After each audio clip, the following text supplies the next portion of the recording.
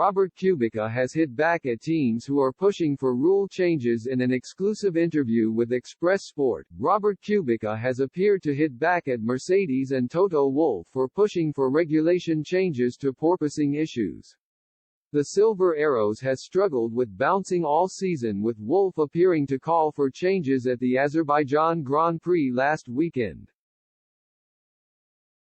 George Russell has also been vocal on the porpoising issues, warning something will happen to a driver on the grid if no action is taken.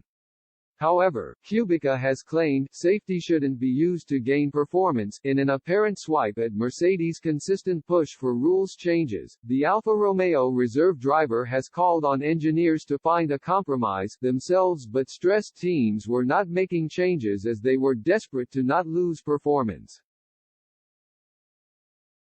Speaking to Express Sport, he said, "The solution is very simple. In the end we went in this direction at the beginning of the year, we just raised the car and we eliminated the porpoising.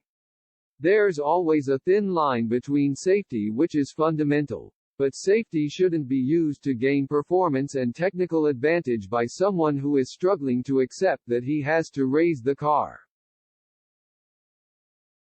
I think it's always a balance between performance and safety. I know if we go within different ride heights we will have more performance, but we will suffer porpoising.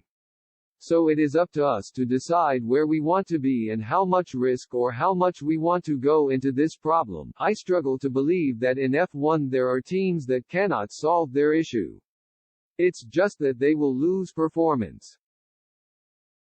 In the end we are here. It is a tough championship, it is a complex tool, a racing car, and you need to find your compromises. The FIA has taken action ahead of the Canadian Grand Prix with a new technical directive issued to teams as a short-term fix to the problems. This will see the FIA take a closer look at the planks and skids on the cars. The FIA will also set up a defined metric to record an acceptable amount of oscillations teams must follow.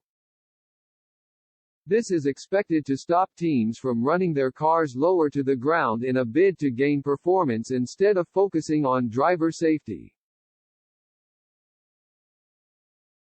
There's no